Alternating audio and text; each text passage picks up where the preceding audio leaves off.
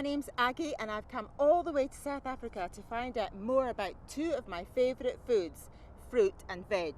I love eating fruit and vegetables, and some of the best are grown right here in the Western Cape of South Africa, including apples, plums, pears, peaches and nectarines. Apart from the fact that the fruit tastes absolutely fantastic, I'm fascinated to hear more about the people who are growing the fruit and how they're growing it. South Africa has undergone huge changes over the past 20 years, and I hear that fruit like this is a really important part of it. Well, I'd love to find out more, so I'm heading off to visit some fruit farms and fruit farmers. Why don't you come along with me? There's one thing you absolutely completely need to grow fruit, and that's a tree. Which is why I'm starting my journey here at Joseph Hendricks Farm, and Joseph knows a thing or two about trees. Joseph is one of a brand new generation of farmers here in South Africa. He bought his farm in 2004 and is now growing around 50 million apples and pears every year on 100 hectares of orchards. To give you an idea of how big that is, try to imagine about 200 football pitches all covered in trees. The trees here come from one of South Africa's fruit projects, where new growers like Joseph here are given help to set up their farms. So Joseph, how did you start growing fruit? I was buying and selling apples until I raised enough money to buy a farm, and now I produce my own apples and pears. And the apples and pears that I produce is being sent to Europe by ship. I'm here inside a community project in South Africa in one of the main fruit growing areas. This centre helps the farm working families in the areas. It provides food for those who need it, and it also looks after the children who are poorly or don't have families, and it helps the children learn to lead a healthier life. I'd like to introduce Marika, who runs the centre. NORSA is a community centre here in a township in a rural area.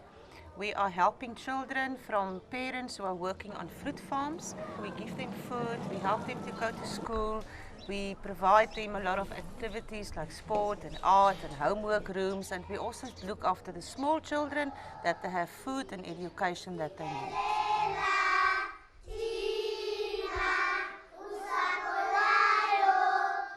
My name is Simbongile Mahleza.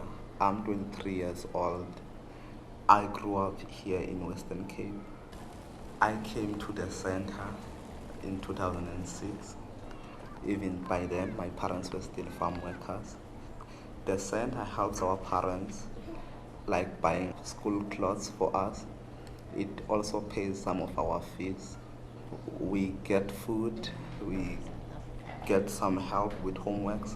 The whole focus is that all these children have the potential to make a success of their future, but they lack the opportunities.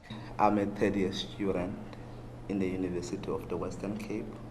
I'm doing computer science, majoring in computer science and mathematics. And next year I will be doing my final year and I will be graduating. After graduating, I'm hoping to go and work so that I can raise the money to start my own business. South African farmers send fruit like this all over the world to be sold in shops like our supermarkets. And as we're buying the fruit, they're growing more of it all the time. This is James here, who manages the fruit on this farm, and he lives here with his family. James, tell me how you got to where you are in your job. I'm growing up on the farm. I get the opportunity to work here. I work my way up to management. Now I'm a manager here on the farm. My job is to produce a good fruit the best way we can. On every farm you'll find a team of workers whose job it is to look after the fabulous trees and make sure the fruit is as near to perfect as they can possibly get it. This means pruning the trees, that is, cutting the branches regularly to make sure the fruit has plenty of room to grow. It also helps the trees stay free of disease while they grow. Every farm worker looks after a family of around 4 people. Many of these families are given houses to live in on the farms. Remember those football pitches I mentioned earlier? Well, imagine 150,000 of them covered in trees, and you get an idea of just how much fruit is grown in this country. They reckon that every 2 of those football pitches creates a farming job. As well as looking after the trees, the farms need to take good care of the workers and their families, and here is one of the places that does just that.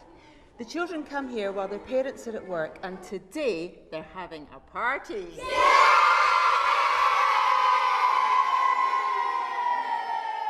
I'm standing outside the health clinic here, which is used by the farm workers. With me is nurse Jenny McGregor. Jenny, tell me what you do here. If the employee is sick, he comes to me and I ask him what's wrong and I treat him. I examine and diagnose and prescribe medication so that he will be better. I teach him how to use his medication and how to keep himself healthy as well. All this lovely fruit is loaded onto ships at the port of Cape Town. It then takes 11 days to sail from here to Britain. The fruit goes in a kind of giant fridge so it stays fresh and delicious for the journey. Most of the fruit, that's about 99 apples out of every 100, travels to us in this way, which is great because it uses about 6 times less energy than putting it on an aeroplane, so it's much better for the environment. I've really enjoyed learning more about South African fruit. It's creating jobs, supporting families and changing lives.